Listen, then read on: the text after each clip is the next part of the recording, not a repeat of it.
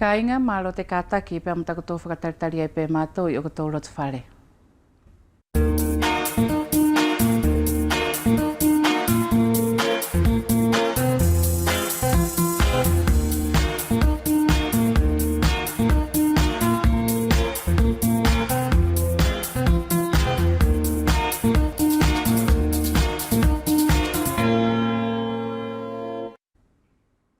E whiawhia tō mau pē te loto ka inga ke hoko atu ai pē te aluanga o tatou whelawei I te talanoa. Pea ko ia ke whia hoko ai pē I te palalau I o te kuputaki o te wahaa, te uwhainga taa e whelawei pea mo a tatou whanau, tā whito ke heange I te whale ako ai ni ko te lise. I te awhiawhine I ne mau I te whainga marie ke au whakaawe I mai I te utamai ai ni, I te hingoa o sa kopo pākaina, ma o whanau o uwea nei, o whea ai pē ki te tamai ai ni ko soane masei, ma o whanau mai futuna. E hoki tautou liliu mai pēr nei ka inga o maulongo, whakatahi pēr mo te tau tamai ai ni, ka ki te hoko atu, e tō mamatange mua ki te kumilongo, te ki te hina ai ni ko soana tuwhele, ne e whakahoko o hinga pēr mo te mauri whakaanga I whenua.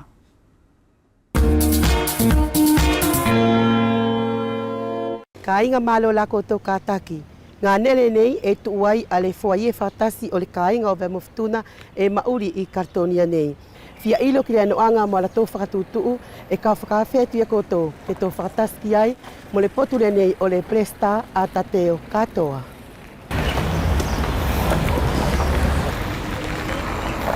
Presta tateo o rua ki mua e whakamalo atu. Malo lo mauri, malo malau kātaki, malo foki ti malau anga o tari maari e whakawhi ku whai atu ki te koe le aso nei. E taku mai aso nei tateo ko le atu, e me whai mua ki te anga tuku mai se kuko tasi, o uinga tino temi ne ke taki ai, ki le foie whatasi ne ne o Vemofutuna kartonia ne. Malo soana. I mua le soana o le tuku atu o stari ki le potu le ne kuke anga o vesiri mai ea ki te au, kaumari ua ka whai mua o momori se whakaapa mo se whakaalofa. Ki mamalu whakawhenua o tātou puleang sau. Tikau toi whakaalofa atu ki le potu o le lotu. Whelaa ki ai whai mo le potu o lātou e mauriri ngā au ki le puleanga. Ka tāwhito ake whaksoana le ka inga o Vemofutuna e anga mai ki le ni whelongo I tāua. Toi a watu ala whakaapa mo whakaalofa. Ki o kwhetaina whai pure I kartonia nei. Whelaa ki ai whai mo taina peresta me singave. Mo kaukai whenua mo komite furi. Si mo ka inga o kartonia e whakalongo mai ki le whelongo I tāua soana. Ako le vesiri ku ke anga o tuku mai. O se vesiri mauinga. Ko le potu o le fuaie na kaku mai ki ai le potu le ne o alo. Ko lo nā noanga ko le whakatutu le ia Vemofutuna. E sakinake ko le temi o mua, temi o hifo, temi o singave, mo temi o alo. Si sakinake ku tolo e temi ne mo alo o kaku ai le ne firifiri ki potu o kula soana. E mawhai mua tateo ke anga whasasa mai a lātou furi e ngā oi whakatasi mo koe I le foaie whakatasi le nei o Vemofutuna. Ko le potu le ia o le pilola e whaiwhai ia pe le al potu le ia o la kautasi. Whakapapalangila. Ko au e pelesta, tikoria le vai le ia o Vemofutuna la e tonu ke vis pelesta se whai pure. Tina e vis pelesta nei a tonio kol whai pure o ifo, ta o whenua.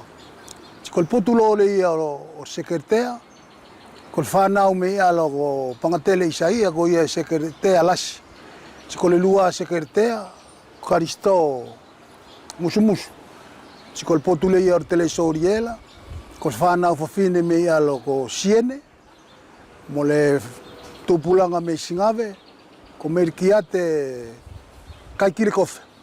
Sakinake ko la wana sekretea, tielo mo whanau whai ngā oi I pilo mātoula ko Marielo Sā. I lau anga maua atu tateo na yes tupu anga tāwhito ti mo le toa whakaukau le nei ke whakatuu a se whare whakatasi mo o Vemofutuna I kartonia nei. Kolona historiala le skau malama ki ka kiria la ku malama whai rea ki le no anga le iau. O le langai o le nei a le whakatasianga o Vemofutuna la. Na kau ki ai mo arikisau o la tātou me kolala I le whakaukau I le ia.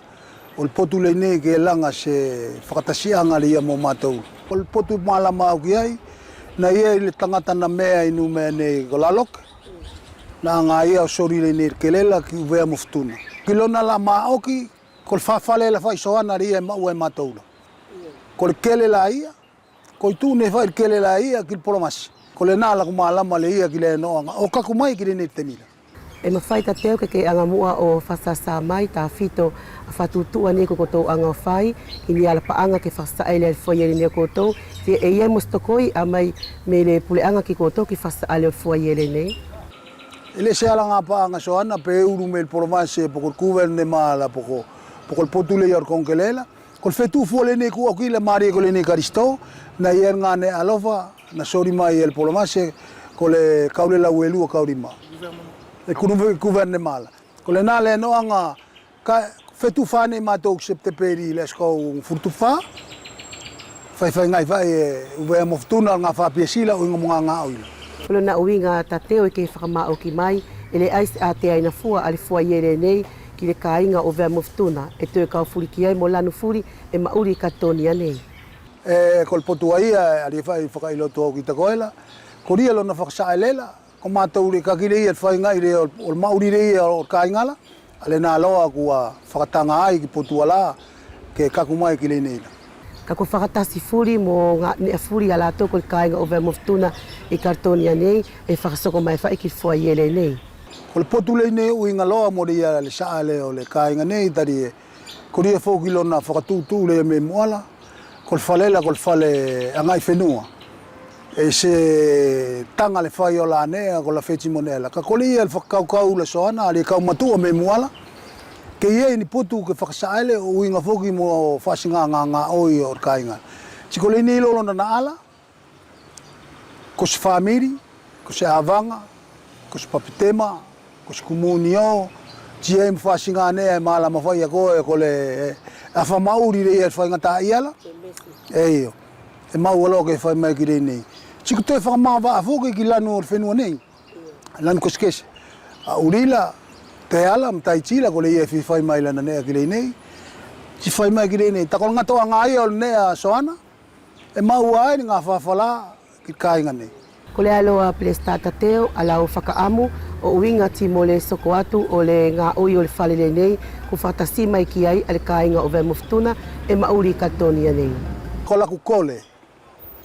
Soana ka uanga o tuku atu i funga o le whenua ki le uvea mo le futuna. Kāinga nei e tonu ki whakakaukau i whai, i temi nei, ari le tio le ia, pele se whea la i se aso, ke vilo furi mai ke lela mo kāingala ki uvea mo futuna. Ko le nā whai la ku whakaamu soana, ka kolona noanga, ka matou whau tasi whai. O whais whakakaukau whakawhela aki, ti wheala whai ke ia sipotu tokoi mai ki uvea moftuna, ti kaua mana ki soana kor kāinga nei, o sasolo atu ai i o matou mokupuna mo mokoria, ke tūl ka kāinga nei kor kamata ngai uvea moftuna e kartonia nei. Ka fi anga o soko atu i la karne, tali e matala, e ke pelesta il foyere ne uvea moftuna, ti ke te pelesta foki ki le kāinga kato al palokia o alo e mauri kartonia nei. E mawhai mo ke anga tuku mai se kupu e tasi o uinga timo le konga le nā pelesta tateo. Ko le potulei nei soana ki le noanga le au le mauri whawhenua ria e kartonia nei la.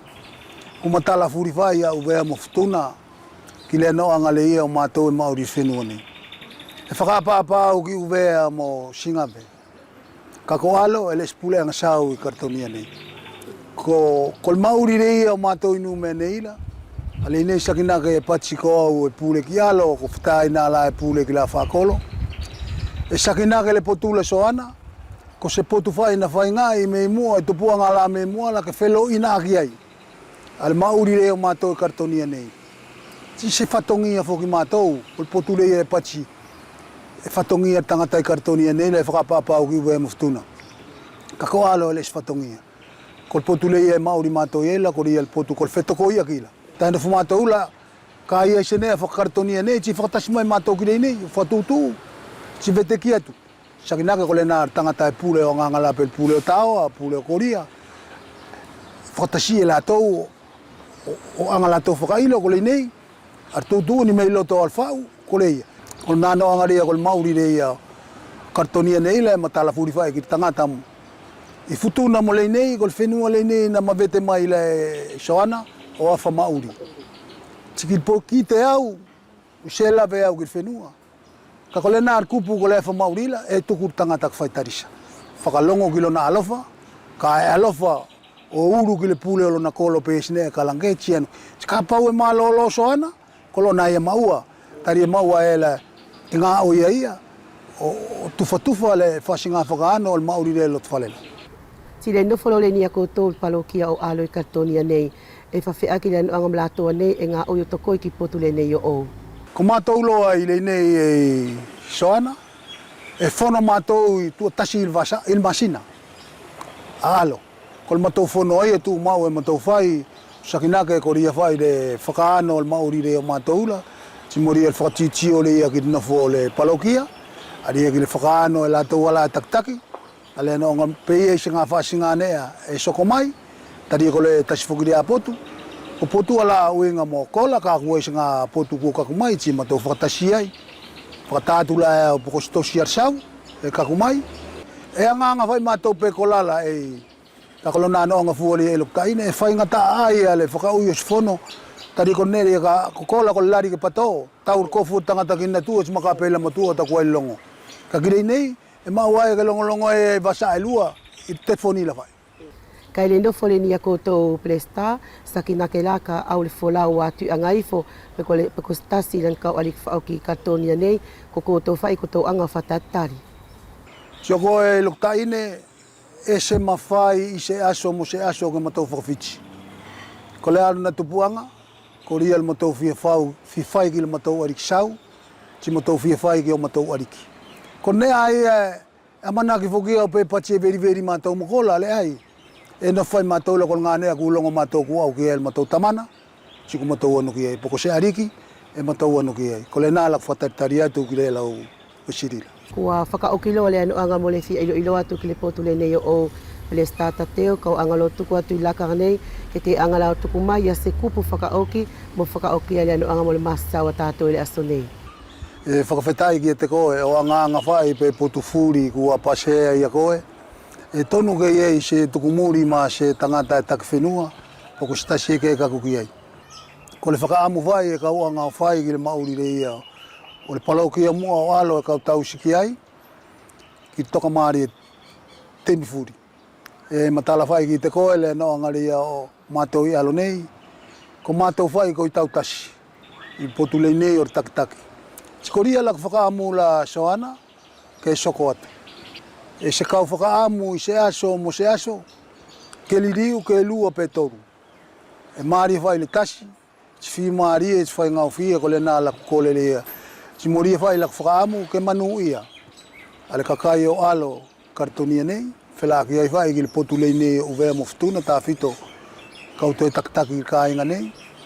Ko le potu le ia ke tūki mua I uvea mo ftuna ka whea alo whani whenua nei. Ti me kau whakamuria atu soana, kau whakawhetai mo whakamalo ki le potu le nei o le misio le nei o le talanoa. Malo ko tau alafa mo ko tau kātaki tūlaki o ngā nei. Ko potu nei e luktaine ao ngā ai ki le mauri le ia o mātou kartonia nei, la te tau ke whai mo lātou ngā nei tau au whai mai a misio. E whakamalo ti ke alo whale ariki o tapua ki koutou, ke manu ia ti mo soko atu. Kau alo whātu. E whakamalo la sia tua I a Plesta tateo. E koutou tio mai kāinga, le ne le whama o ki o kupu na tuku atu I Plesta tateo katoa. Fua ie le ne uvea moftuna, e le aise ate aina fua ki le kāinga o vea moftuna, e mauri kartonia nei, e tue kau ki ai ti mulanu furi e mauri I whenua le nei.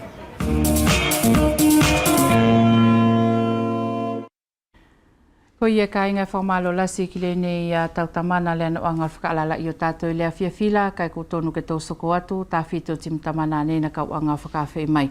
So ane masei urua ki whakamalo atu, malo lau kātaki ti mo le whakawhainga o whiawhai o le whakawhi le nei na whakasoko atu ki lo potula le nei lea whiawhila. Malo ki aliki, malo atu whaifoki te koe ki le noanga whoki o lau alofa ti mo lau anga whakaaonga, ale tangata nei kei kakumai, alunga o le whaltalongo tātou o vea tim whutunu. Sa kopo pakaina e toi whakamalo atu ki tau potu, malo e te aluanga o tau whakataki, pēr mo tau whakakaku mai pe, ke tau whakatahi whoki te talanoa i te whiawhi. I whoki, malo ki aliki. se au kataki pēta nei, o whea ki te utonga ane furi e ngā ue te lotu whare nei. Kai ki eri ki tungu e pimu ahe ki whainga mari e ke whaiwha ki whakaapa-apa ki te upotu furi e tonu ke tōka e tō whakaapa-apa. Au ala aki pē ki eri ki, i te whakaapa-apa ku atoi fo i te whare nei, tā whito ki te kau eri ki katoa o te whenua nei, whea ki futuna.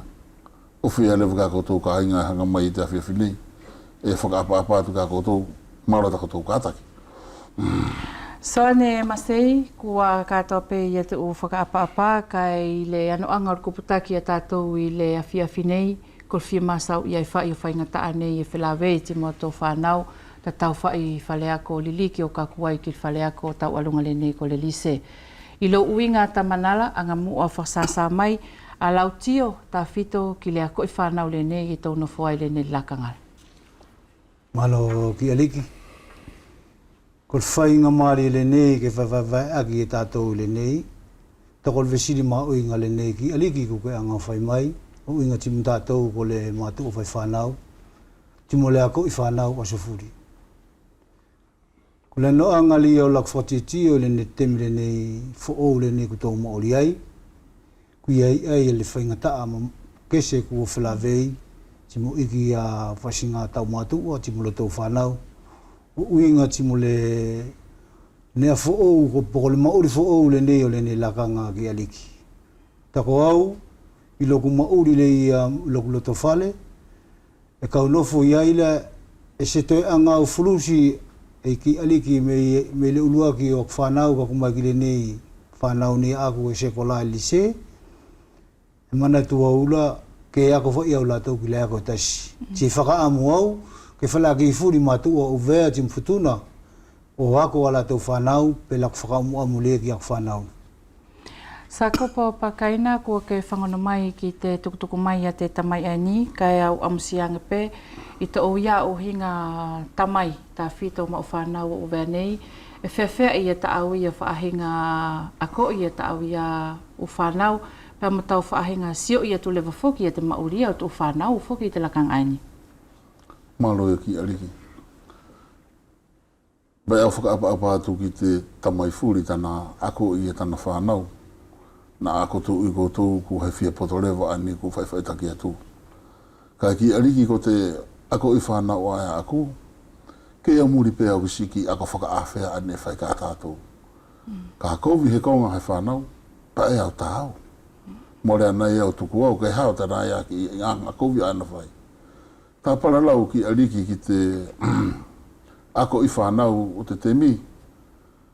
Au amana ki au e kei tono whapetato i te ako ae mo oni ane. Pea mo whakalonga i te o whanau, ai pēne e whaiwhaitaki ka tātou i tamai mo te whae. Te mea ae kovi, pēne whakatotono o na tā, kena ilo o tuku he kovi. Ko singa ta anga ki aliki, o tako tari atu kusi i potu ko ke whalamulawi mai. Ka e ke fuafuala sa kopo ki te ako i whanau aia, pēr mo tau sio i atu lewa i a te taitupu ufo ki o whakatātau tu pēlā ki te taitupu ani a koutou, ka kumai ai pēlā ki ani au. E ke tatau pē i a te aluanga te whakalongo? Au amana ki aliki e more whala ana i kau fufu atu, i hako whahinga tari ki te potu ani, he tō sio furi pē tātou. More ke i tatau lewa, i a te whakalongo o te temi nei, mo te o temi kua tō si tu atu ki e. Me tōna aluanga ai he ku hau i a tō ukoloa, pakamata pule, ko i ani kua na whakamaweu, i a te whaahinga ako i te o whanau, ko ni whukila ki aliki ma ia mo te lao, ka ke tahena o tamasi i pa ke pirisoni whuki koe. Awange i ko i ako toi kawai mo te o whanau, ko no toi loi nātou, ko i te whakatuotua ko i ato nātou ako i. Ko i ako kawai mo tana tau hikisia, pe hikianga, pe ko te whitanga tāpelewa mo te whiwhawhine, ai ko tāpiki ka nātou. Ka i hau amanaki Sakopo, tā whitola i te mauri whuki ai a kua tōna whai i te te miani? Ko te amanaki ki aliki. Ko whare pē ātonu ke kamata mai ai, i te whakatotono o te whanau. Heo whakaapa atu tamai mo whae, he more mahino, e more heo mahino i au, e ko te ako i whanau, e more he tamai pe ko he whae, e wale na whikau ka na whanau, ke alu o whai he mea ko. Ka ea foki tamai mo whae. Ko te angai ai whai whare, fo ulele o si. E ke he pei e ke tō atu ki tō. Ku whai tari ale vai ia. O muri e ki he whahinga konga, ki o nā ki kau mea, pēr mo te mi pēwho ki tamai mo whae, ani mo ke mao te mea e au mai. Ko te o mea lelei ka tō tari tātou a ki he mea whaingata. Whakamalo atu sa kopo ka e soane. Le ne ku ke longo mai whai ki vai mai le ne tamana. Ka ilo uinga le ia, ko lau whanau lai ke angau tuku mai me ftuna ke wholau mai o mauri i uwea nei, lortonga whetu katoa se kolala. Ko ako ngai ke angau teu i kia ia lau whanau la, timol mauri foki ma whai, ke au o tiu kia ile ne te mila, ina fo angaria mauri aila. Malo ki aliki. Ki aliki kon nea whaingata ai ti whakalo alofa. Kulo na uinga le ia anga pilana tuku mai koe, e masau mai whanau la au ki tasi a whenua o mauri ai, ka ko loina tātou i tō mauri, ko whenua i ewa i o nanga, ti e molona mauri. Ko lak whakamu amu le ia me whalela, ke au al whanau o mauri pelena al mauri o whenua la. Muri, whakaapa ki a nganga o whenua. Ka anga pe potulene i e tuku mai e Sakopo. E whakasāia on maa ki le whale ki teia. Ti vilo te whae le whawhola, pe vilo mai i malai wakalele nā hifola, u aulo whae ala ku e la whatas whasinga mauri ku anga ia tō. O tupu, ko hona kau nea, pe ko se mauri e tio ia ki ai i statau pe mauri le ia me ngane na au me iai, ko ia le ia kau patetua ki te hoe. Ka kone le ia tau e mai e sa mai e mātou ki aliki le neila, e lo ina ko sto kese astamana mo tinana. Ko mauri le ia oula, ka se ngalo o whanau pe nofu i uvenei, pe nofu i istasia tu potu mulwhenu, isma whai ke ngalo. Ka e mari uvenei e te whengau fie, ki le mauri o tātou asfuri, e ma whai le au le nei pe asolua, pe vasa katoa, si oki tēli li o futun. Ka kolealo lau tio soane ta fito ki le ne talia matalak whanau ala me futunala, e whakfolau mai ki uvea nei, ta tau whai pe au o nofo mao i lise, pe nofo mao i lano timo sofala. E matala foki e vilo mai la tola, ko iki ala ta anga sekola, e toi sori nofo angala ki la to. E ke e ie sau whak maa oki, pe ku sau wha asinga tio ki ko ngā nā ta fito i mauri ala i nofo angala? Ko mauri le ia nofo langala, e sto kese ia e ki aliki i singane. Ta e na tātou ki se nofo langa, e ia e whailo na lao.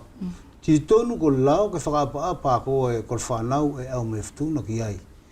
Te whakaapa ti mātua nei ko mātua, e tau kako mai ni ikilakanga, whatele mai ki lato. Kako ia e whengata ia la e se matala i ki mātua ki ai te mero na uinga le elo ina whae ko e ki aliki. Ko lia maui le ia tātou whakautasi, poko se mauri mā mātua whanau whakatasi, e whakawhaingau fie whoki ki la whaingata ia e whelawe tim tātou pe uvea nei la. Tātou whai poko la whaseko la e ftuna. E tau whewhelongoi, e tau anu whakatasi ki singa nea, whewhelongoi, i e lan whasinga nea, puleaki ke tau anga whai. Ka kolona malai anga, e ia iki a mātua, e si matala whe au ngalo la tau, ki le nara whakaukaula. E au mātou whelawe mwhaingata i ala o whanau ta, e au me ftuna ki uwe nei. E ia iki lakanga, e ngalo ilo e mātou le ia sanake ko whanau e se kau ona mātua i le kautasi.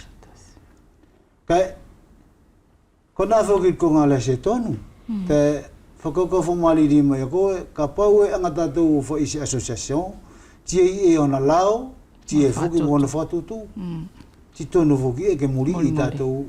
Ka kole ui ngale ia e sima whai e tātou, se nakara whata tātou ki te koe, kule ni la mātou la au, e au mātou la, ko toi furi o futuna e nofo i lise, ko toi furi o futuna e nofo i lanu msofala, e whautitio furi i mātou lato. Ka kole nālo na whaingata ia, ali e pate toki te koela, ko ana mātua e se matala mai loa ia ki mauri whakautasi. Malo soane ka e Sakopo i te kei whiahoko atu he e mahino kua kopotake whoki a te waha a ki te paralau i o tō whaingata a. I tau fufua lai tō uhinga tamai hei te aho nei kua tō kumi pule aki ki te tau i o tō whaingata a nei kua whelawe mo ata tō whanau i te whale ako o te lise. O te aia tau fufua sa kopo pa mtau ta ofi ki te u whainga ta foki aia kua tau mai foki te lakanga ani. Malo ia ki ariki. Ka tapara lau whainga taa, moro ko he whainga taa ne hoki whakatupua ke pē. E ne whakatupua ka anafi. Ne asi i te paralau hoi te hinan e ku whakalaka i te whare nei, ku katoa ki e te i tau e hongo furu. U whainga taa i ani. Ko te mea a ki au whiwhiui ki ariki, pe ko tau ai a hongo furu, mo tau whainga taa ai ke tōnu whipe tātou, moia. Ki ariki ko te whare ako ai a tahi, o uvea nei mo futuna ko te whare ako maarunga ai a tahi, he ki pēlā māpunu i te a. O lau e tātou ko tamai mo te whae, ki pui whea whaida tō whanau, kai māpunu peia mo aia, tū awa o simuri. Ko tōna uhinga, e vai anai pe toko torunga furu, pe toko ua furu i e te kauleo, e more anai hona uhinga ki ariki. Ko te potu a tonu ke futo whai taki mua, tō whainga i mua he pupunu, o si o te tō whare ako, pe hoki tō toi hoko atu, mo para lau i atu, i e te hao whagata tō whanau. Wani fuki e whiala ke tau kakua i sa kopo he kō mahino pē mai tau potu, ia te whaahinga whakahino fuki o ata tau whanau e kamata pē mai te lotu whale o kaku mai ei pē ki tāna kaku fuki ki te whale ako mā orunga. Ka i tau tā o whila soane sa kopo he ko ni kō mahino mai e te o mure malau fuki e te whaingata e tau palalau i te waha aini. Kai kia ko te ai e tau tā o whilewa ki te mauri fuki aia o ata tau whanau i te loto inga o te whale ako. Ko te whahinga tā ofi ki a liki o te mauri o te uwhanau i te whare ako, ai pē ko ka sio ki e ki a liki. Ko mawhuta rā i te mau whanau, hei i te tuania. Pe e mo te mataku. He ko e tupu te tuania mo te mataku, nā whuki whaheko tūtama ki mate, ki he whanau. Pe hoki tō mawhuta rewa, ka more whare whakato te whakamauri te kristiano aia, mo ka hoko ki e te kongai. Ko i la ae au whakahatu ki a liki. E tupula te mawhuta tamai mo te whae te minei, he ko i elewa te tuania. Pe ko i mo te mataku, ki te hoko atu ki te apungapunga te tau whanau. So ane, ku kai lango mai ki whaingata ane ku vai mai le ne tamanala, kai ko lau potula, tia a sa kopo e mauri uvea ne, ti mawhai ke tia tonu ka soko skonga i ki lan whanau, tia wawe whailana makape mai ki ai. Ka ki koto e wholau mama o mai me futuna kol wasa atai, ko le alwhasi ngā nofo a aulia kol tamana me futuna, mo ka kai lango mai ki ne whaingata aku mafutai a le mau whanau le ne lakangala. Malo ki ariki. Ki ariki ko le noanga le ia o le nir whelongo i na whai mai e se taina, o uinga ti mo whaingata ia e se kau whisanga i ki ai. Me lona uinga le ia, e nofu a sa kopo ia i uvenei. Ka te sirke se ake, ali ia tuani ali ia nofu moau le ia ko tamana me futunana. Lona uinga le ia e pate toa ki te koki aliki.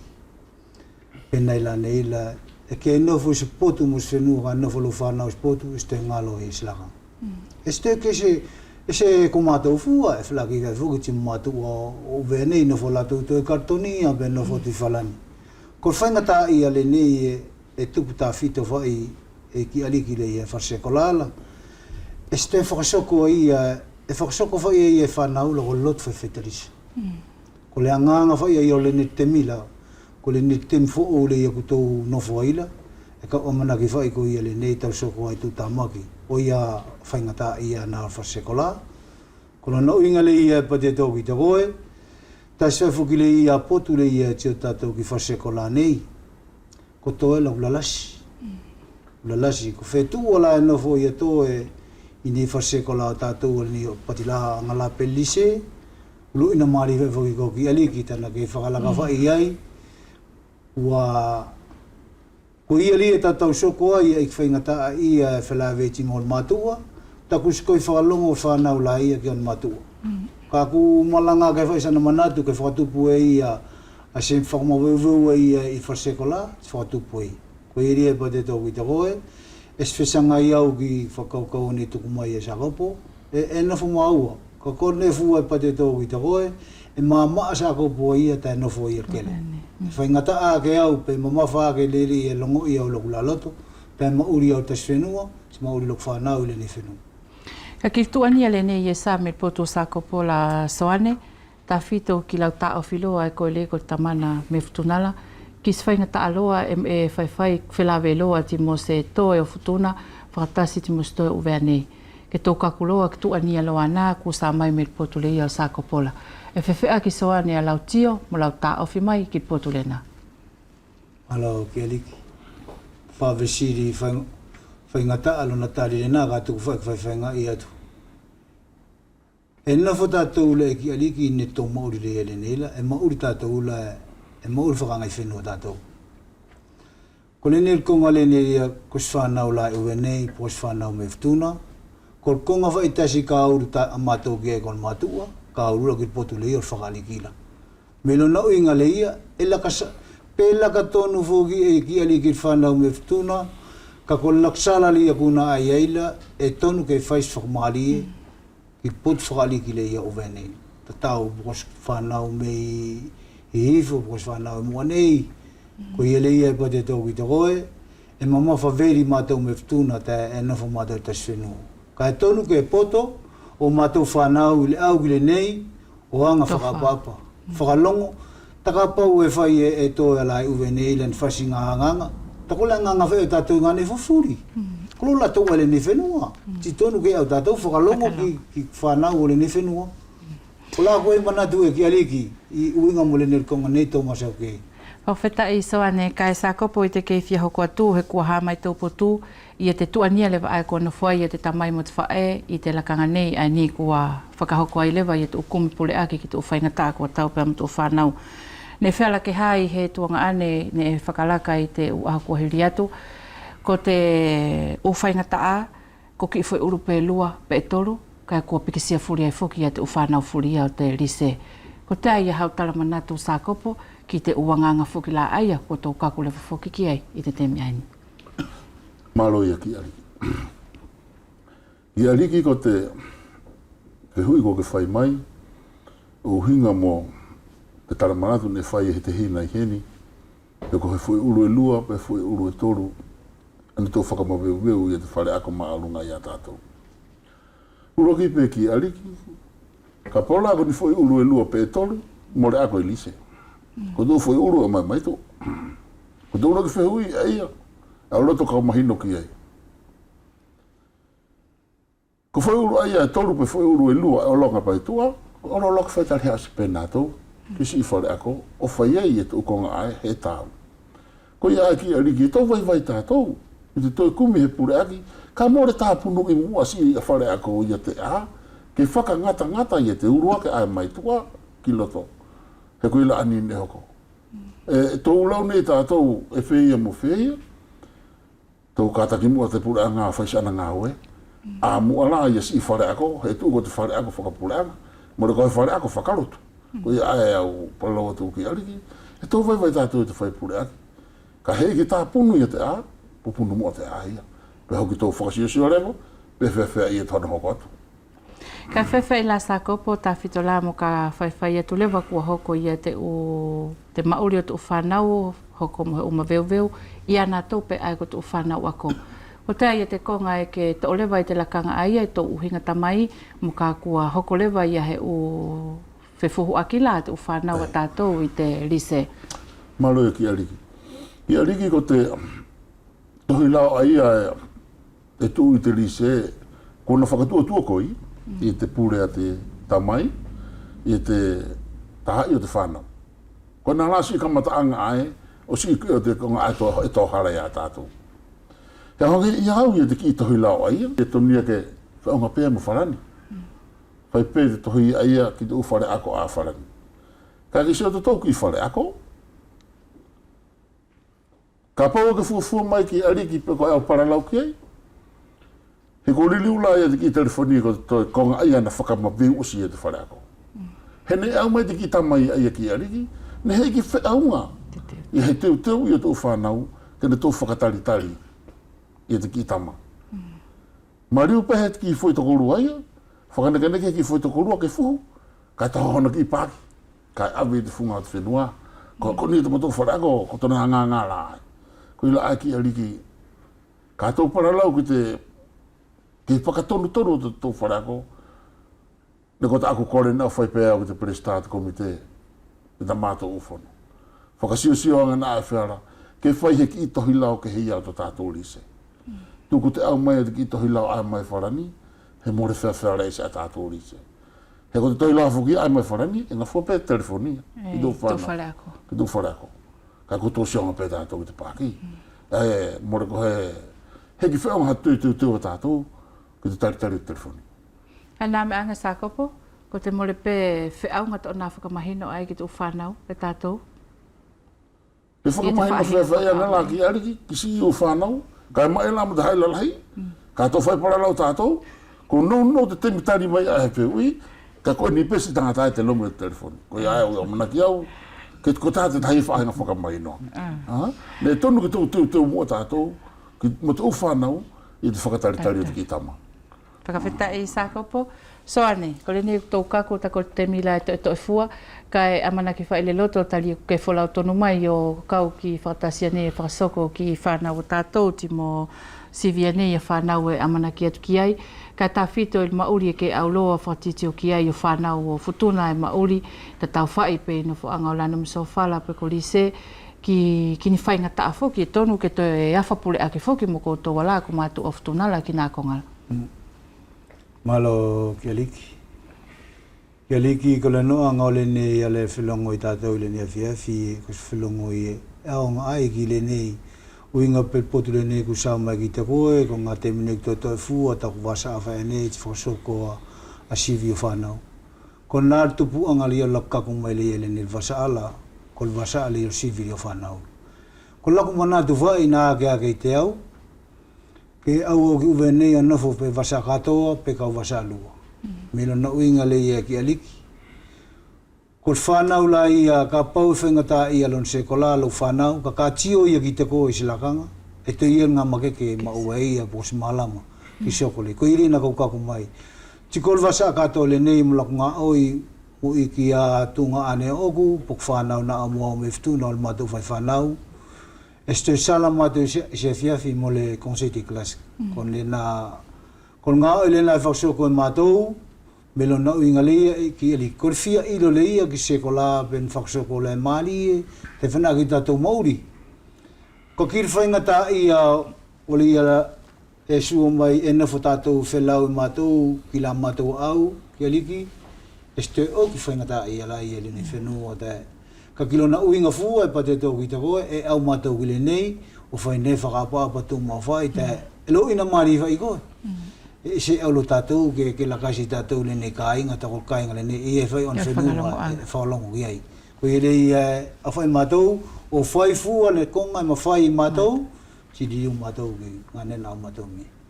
Kai le nei lau tatu mai la soane, whai la tali e tōna whonei o a whapule aki, ki le ave maria ki o tō whanau la ni toko i whoki whaasinga toko i ki lo tō mauri le ia tatau whae pe kono whoanga pe ko le loto inga o lise ki le whaasinga mauri e tonu ki lo tō anga whaasoko.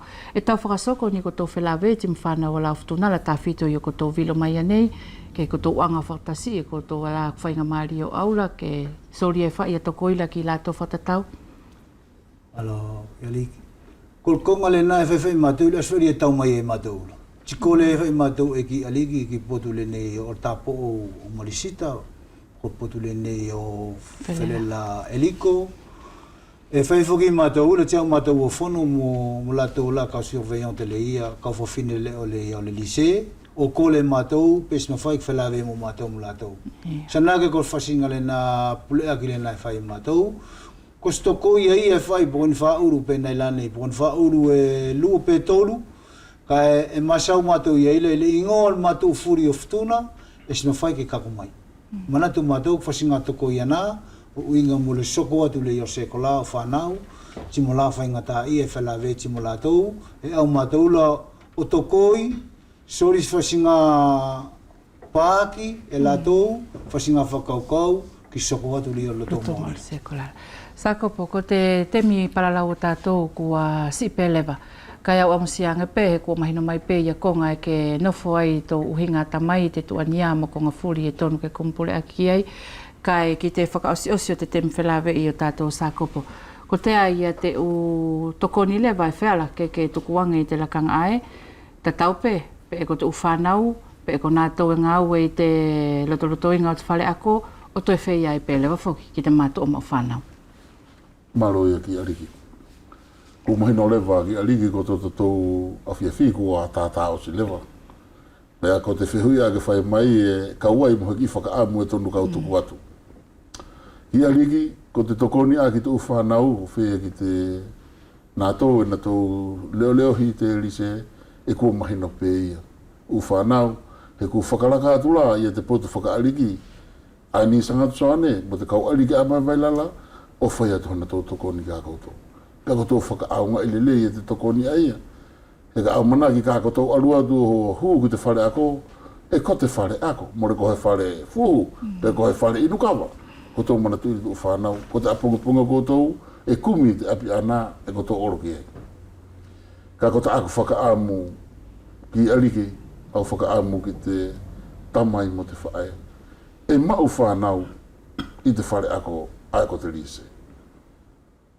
Ka hakore wahina pāui atu hina ki ifono. Asi i whanau ani ne ko tau whakakawenga ke Plesta, pēr ko tau kātaki mai ki e. He ke hoko he oro ki te potu whakaariki, pē oro ki te pureanga, e iei he unima mālohi o te Plesta hei whamoi. Ka ko te hoki e te mea whia tamai mo whae, ke te toko ono ngea ui e te uwhanau, mo le mau he toko hongo furu, o te tamai mo te whae, ani ne mo tō whioroki. Ki ariki, e ngatahe, i te whakaamu. Whakawheta i sākopo pākaina ki te aluanga te tukuanga o te whakaamu, pēr mo te toko ni ki te uwhanau. So ane masei ko whelawe i a tātou la kuka kulo ki lona whakaoki-oki, te kau tuku atu whae lo ui ngā tamanala, ke angaloa o whakaoki-oki mai tau tem whelawe, nā sanga i e whae sau whakaamu-amu pe sākopola, pe ko sau whae singa tokoi, ke tukua ke la tōku whanau tā whito whoki o futuna, ta tau whae mo vea nei, timo le mau whanau whakalonga mai me futuna. Malo ki aliki. Masalo au e ste keses whakaamu-amu. Kuli nei whakaamu-amu tuku atu sākopo uinga timo mātou whai whanau. E te whawhalaki e whea i ki aliki timo mātou a futuna. Tako whaingata i ale nā ste keses inga nea. Ka kutonu e kei whaisfono, ti kataki mai la tau ki longolongo e tuku atu. Ka kolkonga le ia ua le nei whainga maali e le nei ke kau anga tuku atu mua saku ngā kupu iai. E a watu whai au whakalotu makeke ai ke tau alunga ke uinga timo la tau ku whanau o uwe pasisivi le nei vasa nei. E kau ilo ai whaingata, tana kau konsei i nei vasa, le nei vasa katoala. Ta fito la tau ani o kalasi e teu ku sivi. Te tau masau whai au iai ke la tau kau tokui. Kon matapā le ni le ia o le pakela ka wha matapā ia ke whangamawa ai lola wana ki tawha i whanau. Te kau kole atu, i loku uinga ko tamana, po kon mātou whai whanau. Tuku kātoa alau poto i le vasa ni. Ke whangamawa le nal matapā la ke mawa maari ai ke lasi. Ke wheala soko atu o lo sekola ke a whai lo mauri ka popongi. Ko le nalak whakumamuli e tuku atu e ki ariki. Tau whai whanau uwe nei, tim whanau futuna, e pasipake i le ne wheturi. Ko loku ngatoanga lena. So ane masei whaiek se uwhaha i sākopo pākaina e mamori atu i he whakawhetai mai whakamalo ke a korua e te aluanga peo te whakawhainga fua te temi whelawi o tātou, pēr mo te vai mai peo te utoko ni ke longa tatau mai kia i te uwhanau, whaiai pē ki te mau whanau o vea pēr mo futuna, pāke manu ia pē te hoko atu o takurua tau he whamiri. Pā koe nā kāinga i te kātoa o te temi palalau ni e te uteu i pēr mo te utamai ai ni, kai tō matame e te lakanga ai, ki te whui me o te koro ai ni ko te pā, ni e tai te aho tonu o te mawhatapu o te tau lua whehong whurumātoru.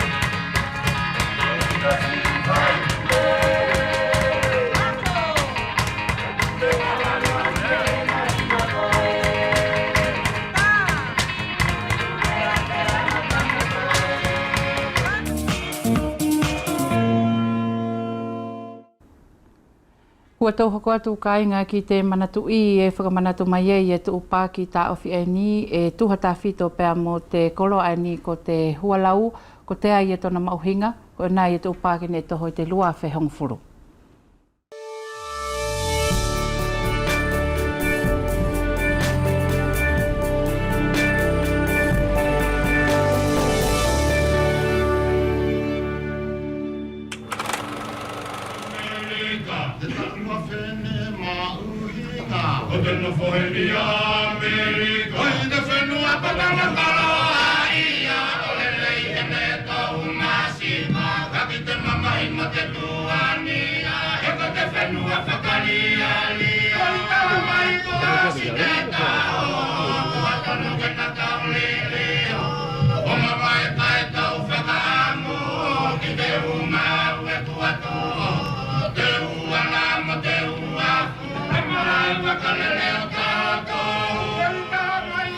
Voici comment les Wallisiens transmettent leur histoire de génération en génération.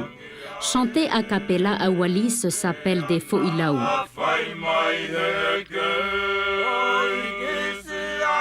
Je crois que c'est ça un petit peu le seul témoignage de notre pays.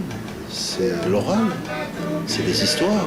Ils ont des chansons aussi qui fait partie des nouvelles de l'époque. Par exemple, les années 40, les années 50. Et trouver dans ces chansons-là des chansons qu'ils ont eu l'histoire de la Deuxième Guerre mondiale, par exemple, quand les Américains étaient à Wallis.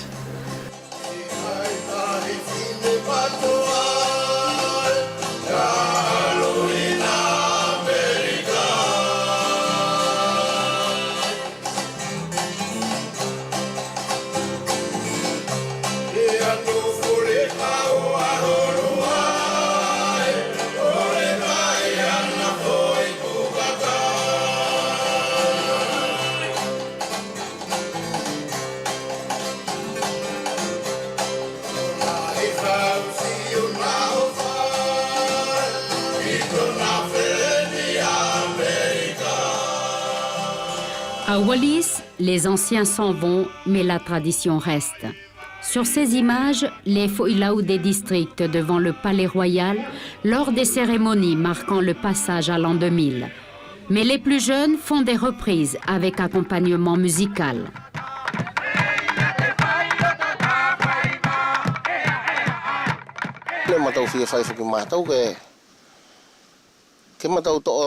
Nous avons voulu faire une reprise de ces chants polyphoniques, les reprendre avec un air modernisé dans nos interprétations, car nous connaissons bien l'histoire de ces chants traditionnels et nous n'avons rien changé aux paroles. Nous avons aussi rencontré Losino. Son père était auteur-compositeur. Une de ses compositions en fo'ilau raconte sa vie avec les Américains. C'est en faisant connaissance et en sympathisant avec eux. Il a d'abord commencé par aider les infirmiers, car les Américains lui avaient trouvé un petit emploi. C'est de son expérience personnelle qu'il a composé sur les Américains, car il a toujours été un auteur-compositeur. Losino regrette la disparition de son papa. Comme tant d'autres, il n'a que les chansons pour mémoire d'une grande partie de l'histoire de son pays.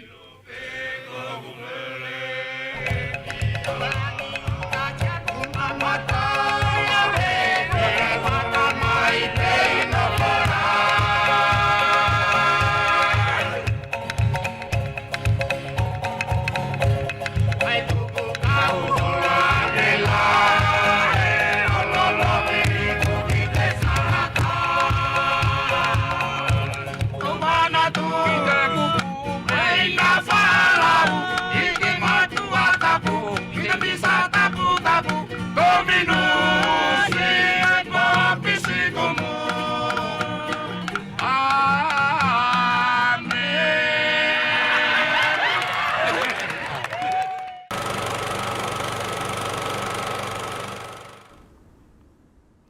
ia kai ngā ko o sia tu ia te o mahoro ia o tātou moto kai ko te awhia whilewa o tātou e tō wholau whakaasusilewa ki Haamoa, ko nā ia tōna mahoro e wholau atu, tautonga.